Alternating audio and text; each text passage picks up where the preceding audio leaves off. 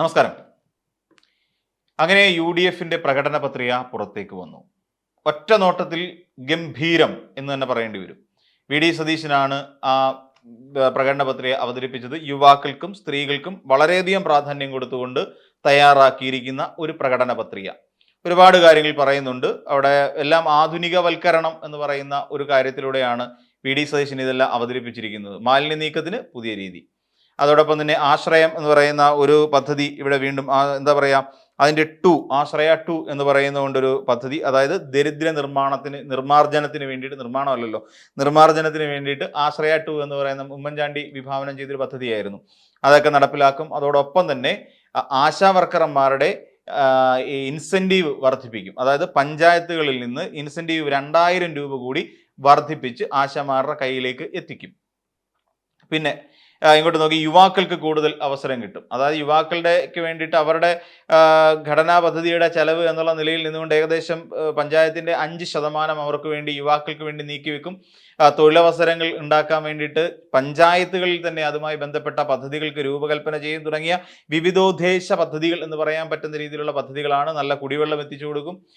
മാലിന്യ നിർമ്മാർജ്ജനത്തിന് വേണ്ടിയിട്ട് വളരെ കൃത്യമായി ഒരു വിദേശ രാജ്യങ്ങളിലൊക്കെ കാണുന്ന തരത്തിലുള്ള ഒരു പദ്ധതി, കമ്പോളങ്ങൾ, അതായത് ചന്ത, മാർക്കറ്റുകൾ, വളരെ വിദേശ രാജ്യങ്ങളിൽ കാണുന്ന പോലെയുള്ള ചന്തകൾ ഇവിടെ രൂപകൽപ്പന ചെയ്യും. തുടങ്ങിയ നിരവധിയായ കാര്യങ്ങളാണ് അദ്ദേഹം പറയുന്നത്. അതോടൊപ്പം നാരീശക്തി, വയോജനം എന്ന് തുടങ്ങി വിവിധ പദ്ധതികളിൽ ഇങ്ങനെ കൂട്ടിച്ചേർത്തുകൊണ്ട് ഉള്ളതാണ്. പിന്നെ ഈ പറയുന്ന ക്ഷേമ പെൻഷൻ മസ്റ്ററിങ് 2 വർഷത്തിൽ ഒരിക്കലാക്കി മാറ്റും എന്നുള്ളത്.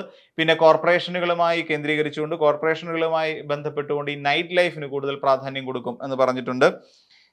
പിന്നെ അതോടൊപ്പം തന്നെ ഏജന്റ് ഓഫ് ചേഞ്ച് എന്നാണ് ഈ വാർഡ് മെമ്പർമാർക്ക് അവരെല്ലാം കാണാം. അത് UDFന്റെ വാർഡ് മെമ്പർമാരെ എല്ലാം ഇങ്ങനെയാണ് ഇനി പരിവർത്തനത്തിന്റെ ഏജന്റന്മാർ, പ്രതിനിധികൾ എന്നാണ് വിളിക്കേണ്ടത് എന്നുള്ള രീതിയിലേക്ക് അവർക്ക് വേണ്ട ട്രെയിനിങ് ഒക്കെ കൊടുത്തുകൊണ്ട് അവരെ രംഗത്തേക്ക് ഇറക്കും. അപ്പോൾ നമ്മൾ മനസ്സിലാക്കേണ്ട ഒരു കാര്യമുണ്ട്. ഇതിനകത്ത് ഇതെല്ലാം നല്ല പദ്ധതികൾ തന്നെയാണ്. ഇതെല്ലാം നടപ്പിലാക്കി കഴിഞ്ഞാൽ ഇതൊക്കെ വലിയ സംഭവമായിരിക്കും. ഒരു പഞ്ചായത്തിനെ സംബന്ധിച്ചിടത്തോളം അതിൻ്റെതായ തനത് ടൂറിസം ഡെവലപ്പ് ചെയ്യുന്നതുമായി ബന്ധപ്പെട്ട്, പിന്നെ അവിടേക്ക് ഫണ്ടിങ്, ഇൻവെസ്റ്റ്മെന്റ് നടക്കുന്നതുമായി ബന്ധപ്പെട്ട് അത്തരത്തിലുള്ള നിരവധി കാര്യങ്ങൾ അതിൽ അടിയുറച്ചിട്ടുണ്ട് എന്നുള്ളതാണ്. അവരുടെ ഒരു സ്ലോഗൻ തന്നെ, ഇന്നത്തെ വാഗ്ദാനം നാളത്തെ യാഥാർത്ഥ്യം എന്നുള്ളതാണ് അവരുടെ സ്ലോഗൻ തന്നെ. നമ്മൾ മനസ്സിലാക്കണം. അപ്പോൾ ഇന്നത്തെ വാഗ്ദാനം നാളത്തെയും വാഗ്ദാനമായി ഇരിക്കുമോ എന്നുള്ളതാണ് പൊതുവിൽ ഉയരുന്ന സംശയം ഇവിടെ.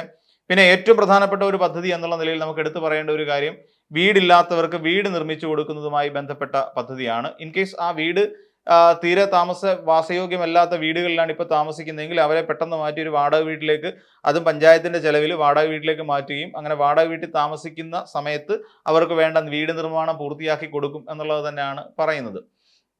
അപ്പോൾ ആരെയും ഈ ചോർന്നൊലിക്കുന്ന ഒട്ടും സുരക്ഷിതമല്ലാത്ത വീടുകളിൽ താമസിക്കാൻ UDF അനുവദിക്കില്ലത്രേ എന്നാണ് പറയുന്നത്.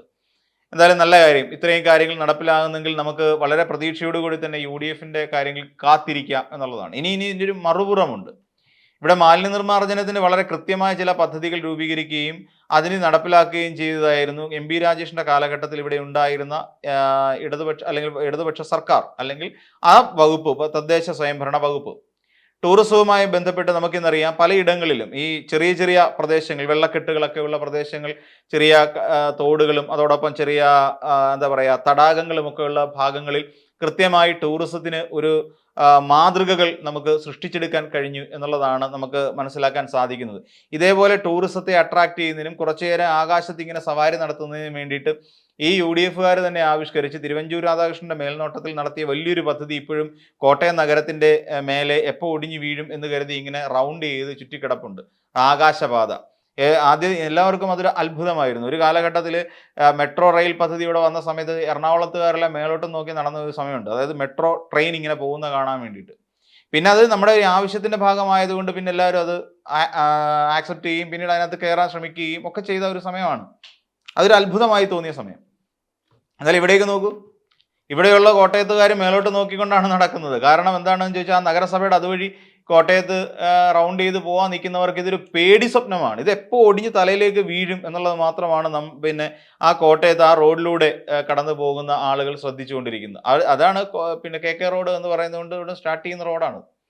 അപ്പോൾ അങ്ങനെ അത് നമുക്ക് ഭയപ്പെടുത്തുന്ന ഒന്നായി അതവിടെ നിലനിൽക്കുകയും ചെയ്യുന്ന ഒരു സാഹചര്യമുണ്ട്. അത് നമുക്ക് കാണാതിരിക്കാൻ കഴിയില്ല. ഇനി നമ്മൾ നോക്കിക്കഴിഞ്ഞാൽ ഇതാണ് അവർ ഉദ്ദേശിച്ച ടൂറിസം ഡെവലപ്മെന്റിന്റെ കാര്യങ്ങൾ. എന്നാൽ മറ്റു ഭാഗങ്ങളിലേക്ക് അവിടുത്തെ DTPCയുമായി സഹകരിച്ചുകൊണ്ട്, അതായത് ജില്ലാ ടൂറിസം ഡെവലപ്മെന്റ് കോർപ്പറേഷനുമായി സഹകരിച്ചുകൊണ്ട് ഇവിടെ ഈ പലയിടങ്ങളിലും പല പഞ്ചായത്തുകൾ ഉൾപ്പെടെയുള്ള മേഖലകളിൽ കൃത്യമായ ടൂറിസം അറേഞ്ച്മെന്റ് നടത്തിയിട്ടുണ്ട്. പിന്നെ ആകാശപാത കാണണോ അല്ലെങ്കിൽ ആകാശപാത കാണാൻ വേണ്ടിയിട്ട് കോട്ടയത്ത് കറങ്ങിത്തിരിയുന്നവർ നേരെ തൃശ്ശൂരേക്കോ മറ്റോ പോയി കഴിഞ്ഞാൽ വളരെ മനോഹരമായ ആകാശപാതകൾ ആസ്വദിക്കാൻ കഴിയും. പിന്നെ തന്നെയുമല്ല, ഇതൊക്കെ കൊണ്ടുവന്ന പദ്ധതി മാലിന്യ നിർമ്മാർജ്ജനം ഞാൻ നേരത്തെ സൂചിപ്പിച്ച പോലെ കൃത്യമായ പദ്ധതിയുണ്ട്. അതോടൊപ്പം കുടിവെള്ളം എത്തിക്കുന്നതിന് വേണ്ട കൃത്യമായ പദ്ധതികൾ ഇപ്പോൾ നടപ്പിലാവുന്നുണ്ട്. വെള്ളക്കെട്ടുകൾ ഒഴിവാക്കാൻ വേണ്ടിയിട്ടുള്ള പദ്ധതികൾ, പിന്നെ ഇതിനൊക്കെ വേണ്ടി എന്താ പറയുക, പകർച്ചവ്യാധികൾ പടർന്നു പിടിക്കുമ്പോൾ അതിനെ പ്രതിരോധിക്കാൻ വേണ്ടി കുറെ ഇതിന് വേണ്ടി ആൾക്കാരെ ഇറക്കണം, സ്ക്വാഡുകൾ അങ്ങനെ ഇറക്കണം തുടങ്ങിയ കാര്യങ്ങളൊക്കെ അദ്ദേഹം ഇതിനകത്ത് പറയുന്നുണ്ടെങ്കിൽ തന്നെ ഇതൊക്കെ ഓൾറെഡി പരീക്ഷിച്ചുകൊണ്ടിരിക്കുന്ന കാര്യങ്ങൾ തന്നെയാണ്. ഇതൊക്കെ നടന്നുകൊണ്ടിരിക്കുന്ന കാര്യങ്ങൾ തന്നെയാണ് നമുക്ക് കാണാൻ കഴിയും. പിന്നെ വീട് ഇല്ലാത്തവർക്ക് വീട് വെച്ചു കൊടുക്കുന്ന ഒരു പദ്ധതിയിലേക്ക് UDF ഒരു പ്രകടന പത്രിക മുന്നോട്ട് വെക്കുന്നുണ്ട്. ഒരു പക്ഷേ എനിക്ക് തോന്നുന്നു UDF അങ്ങനെ ഒരു വീട് വെച്ചു കൊടുക്കണമെങ്കിൽ ഒരു പക്ഷേ പിന്നെ പതുക്കെ ഈ കറുത്ത ചട്ടി ഉണ്ടെന്നുണ്ടെങ്കിൽ ആ ചട്ടി എടുത്തുകൊണ്ട് ഒരു പക്ഷേ സമരം ഇരിക്കേണ്ടതായിട്ടൊക്കെ വരും. ആ സമരം ഇരിക്കുന്നത് ഒരു പക്ഷേ നമ്മുടെ സർക്കാരിനെതിരായിട്ട് സമരം ഇരിക്കുകയാണെങ്കിൽ കുറച്ചുകൂടെ ബെറ്റർ ആയിരിക്കും. അങ്ങനെയാണെങ്കിൽ അത്തരക്കാർക്ക് വീട് കിട്ടും. അത് ചിലപ്പം UDFന് പറ്റിയില്ലെങ്കിൽ പോലും നമ്മുടെ KPCC വിചാരിച്ചെങ്കിലും അത്തരം ചട്ടി സമരക്കാർക്ക് വീട് വെച്ചു കൊടുക്കുന്ന ഒരു പ്രത്യേക പദ്ധതി KPCC ആവിഷ്കരിച്ചിട്ടുണ്ട്. പിന്നെ ഇതൊക്കെ പറയുന്നത് ഇങ്ങനെ ഒരു പ്രകടന പത്രിക ഒരുക്കിക്കൊണ്ട് പിന്നെ സർക്കാരിന്റെ പണം എടുത്ത് വിനിയോഗിക്കുന്ന, അല്ല പഞ്ചായത്തിന്റെ തനത് ഫണ്ട് എടുത്ത് വിനിയോഗിച്ചുകൊണ്ട് വീടൊക്കെ വെച്ചു കൊടുക്കാൻ ഒരു പക്ഷേ തയ്യാറായേക്കും. പക്ഷേ നമ്മളൊന്ന് ആലോചിക്കേണ്ട കാര്യം, എവിടെയെങ്കിലും കൃത്യമായി പറഞ്ഞാൽ ഒരു വാഗ്ദാനങ്ങൾ പാലിക്കുന്ന ഒരു ടീമാണോ UDF എന്ന് നമ്മളൊന്ന് ആലോചിച്ച് കണ്ടിട്ട് വേണം ഈ കാര്യങ്ങൾ തീരുമാനിക്കാൻ. ഒരുപക്ഷെ ഇതൊക്കെ കണ്ടുകൊണ്ടിരിക്കുന്നത് നമുക്ക് ഇനിയും വയനാടിന്റെ പുനരധിവാസ പദ്ധതിക്കായി സർക്കാർ മാറ്റിവെച്ചിരിക്കുന്ന ഫണ്ട് എടുത്തിട്ട് ഇങ്ങോട്ട് കളിക്കാനാണോ എന്നുള്ള കാര്യം UDF ആയതുകൊണ്ട് നമ്മൾ സംശയിക്കേണ്ടിയിരിക്കുന്നു. കാരണം എന്താണെന്ന് ചോദിച്ചാൽ ഇവിടെ സംസ്ഥാന സർക്കാരിന്റെ കുറ്റം പറഞ്ഞുകൊണ്ട് സംസ്ഥാന സർക്കാരിന്റെ കുറ്റം പറഞ്ഞുകൊണ്ട് അടുത്ത നിയമസഭാ തെരഞ്ഞെടുപ്പിൽ പോകുമ്പോൾ ഇതുമായി ഏകദേശം സിങ്ക് ആവുന്ന തരത്തിലുള്ള ഒരു ഈ പ്രകടന പത്രികയായിരിക്കും അവതരിപ്പിക്കുക. അതായത് സ്ത്രീകൾക്കും യുവാക്കൾക്കും പ്രാധാന്യമുള്ളത്. സ്ത്രീകൾക്ക് ഇവിടെ സർക്കാർ നമുക്കറിയാം 35 മുതൽ 60 വയസ്സ് വരെ പ്രായമുള്ള യുവതികൾക്ക് ഒരു പദ്ധതി സംസ്ഥാന സർക്കാർ ആവിഷ്കരിച്ചിട്ടുണ്ട്. 1000 രൂപ വെച്ച് പ്രതിമാസം ലഭിക്കുന്ന തരത്തിൽ. യുവാക്കളെ സംബന്ധിച്ചിടത്തോളം അവർക്ക് കണക്ട് വർക്ക് എന്ന് പറയുന്ന രീതിയിൽ അവർക്കും ഒരു സ്റ്റൈപ്പൻഡ് പോലെ ഒരു 1000 രൂപ അവരുടെ അക്കൗണ്ടിലേക്കും കിട്ടുന്ന തരത്തിലേക്ക് സംസ്ഥാന സർക്കാർ ഒരു പദ്ധതി ആവിഷ്കരിച്ചു. ഇതിന്റെയൊക്കെ ചുവട് ഇതിനകത്തുണ്ടോ എന്ന് നമ്മൾ സംശയിക്കേണ്ടിയിരിക്കുന്നു.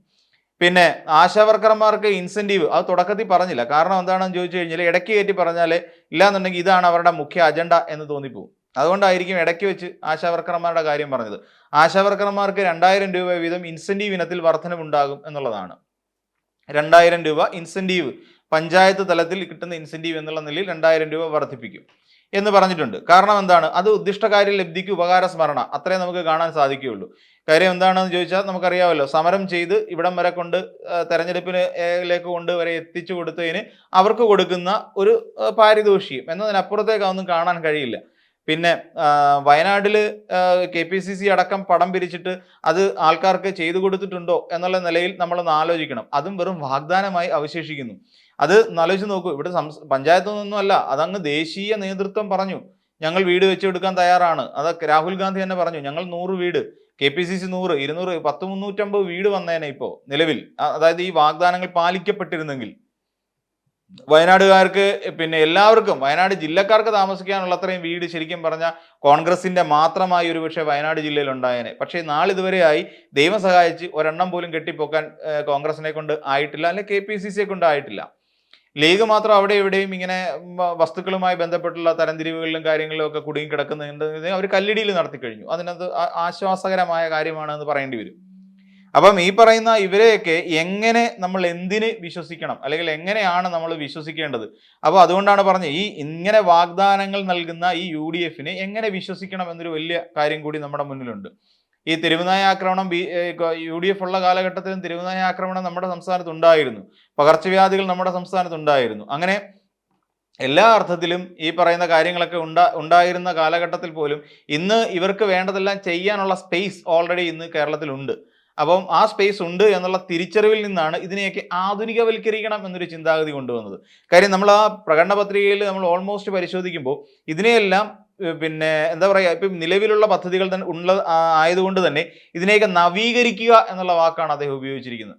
ആധുനികീകരിക്കുക, നവീകരിക്കുക തുടങ്ങിയ വാക്കുകളാണ് കൂടുതലായും വി ഡി സതീശൻ ഉപയോഗിച്ചിരിക്കുന്നത് എന്ന് നമുക്ക് മനസ്സിലാവും. അതിന്റെ അർത്ഥം നിലവിൽ ഈ പദ്ധതികളെല്ലാം ഉണ്ട് താനും. അപ്പൊ ഈ പദ്ധതികളെല്ലാം കുറച്ചുകൂടെ മെച്ചപ്പെട്ട രീതിയിൽ അവതരിപ്പിക്കുക, ആധുനികവൽക്കരിക്കുക, അല്ലാന്നുണ്ടെങ്കിൽ ഇന്നത്തെ AI ടെക്നോളജി അടക്കമുള്ള നൂതന ടെക്നോളജി ഉപയോഗിച്ചുകൊണ്ട് അതിനെ പരിഷ്കരിക്കുക തുടങ്ങിയ കാര്യങ്ങൾ മാത്രമേ ഇന്ന് കോൺഗ്രസിനെ കൊണ്ട് അല്ലെങ്കിൽ UDF കൊണ്ട് ചെയ്യേണ്ടതായിട്ടുള്ളൂ. ബാക്കിയെല്ലാം ഓൾറെഡി നടക്കുന്നു. ഈ നൈറ്റ് ലൈഫ് എന്ന് പറയുന്ന പദ്ധതി തന്നെ, ഈ നൈറ്റ് ലൈഫ് തിരുവനന്തപുരത്ത് എറണാകുളത്തും ഒക്കെ ആരംഭിച്ച സമയത്ത് ഇതിലെല്ലാം ടൂറിസത്തിന്റെ ഭാഗമാണ് നൈറ്റ് ലൈഫ് ടൂറിസം എന്ന് പറയുന്നത്. അവിടുത്തെ വ്യാപാരശാലകൾക്ക് അത് പ്രയോജനം ചെയ്യുന്നുണ്ട്, മാർക്കറ്റ് നടക്കുന്നുണ്ട്. അങ്ങനെ തുടങ്ങി ഒരുപാട് പദ്ധതികളുമായി ബന്ധപ്പെട്ടിട്ടാണ് ഈ തന്നെയല്ല ഈ ഏറെ നേരം ജോലി ചെയ്തിട്ട് അവർക്കൊന്ന് സ്ട്രെസ് റിലീഫ് എന്നുള്ള നിലയിലേക്ക് അവർക്ക് പുറത്തേക്ക് ഇറങ്ങാൻ ഉള്ളൊരു അവസരം ഉണ്ടാക്കി കൊടുക്കുന്നു തുടങ്ങിയ കാര്യങ്ങളൊക്കെ എപ്പോഴും ഈ നൈറ്റ് ലൈഫിനകത്ത് വരും. അന്ന് എന്തെല്ലാമായിരുന്നു പുകില്, ഇവിടെ നൈറ്റ് ലൈഫ് കൊണ്ടുവന്നു കഴിഞ്ഞാൽ ഇവിടെ എന്തോ അസന്മാർഗിക പ്രവർത്തനങ്ങൾ നടന്നു പോകും എന്നതടക്കമുള്ള വിമർശനങ്ങൾ ഉന്നയിച്ചത് പിന്നെ ഈ പറയുന്ന LDF ആരും തന്നെ ആയിരുന്നില്ല, ഈ പറയുന്ന UDF അല്ലെ പ്രതിപക്ഷത്തിരിക്കുന്നവർ തന്നെയാണ്. ഇവിടെ നൈറ്റ് ലൈഫ് കൊണ്ടുവന്ന് ഇവിടെ എന്തോ അസന്മാർഗിക പരിപാടികളാണ് നടക്കാൻ പോകുന്നതെന്നടക്കം. എന്നിട്ട് അവരിപ്പോൾ ഈ പറയുന്ന നൈറ്റ് ലൈഫ് ടൂറിസത്തെ പ്രോത്സാഹിപ്പിക്കുന്നതിന് വേണ്ട നടപടിക്രമങ്ങളുമായി മുന്നോട്ട് പോകുന്നു. നല്ല കാര്യം തന്നെ. എന്തുതന്നെയാണെങ്കിലും നമ്മുടെ കേരളത്തിന് അതായത് ഇവർക്ക് നവീകരിക്കാൻ കഴിയുന്ന തരത്തിലുള്ള നിരവധി പദ്ധതികൾ നമ്മുടെ സംസ്ഥാനത്ത് ഉണ്ടായിരുന്നു എന്നുള്ളതിനെക്കുറിച്ച് ഓർത്തിരിക്കാൻ കൂടി ഇവരുടെ ഈ പ്രകടന പത്രിക നമ്മളെ ഉപകരിക്കും എന്നുള്ള കാര്യം തീർച്ചയാണ്.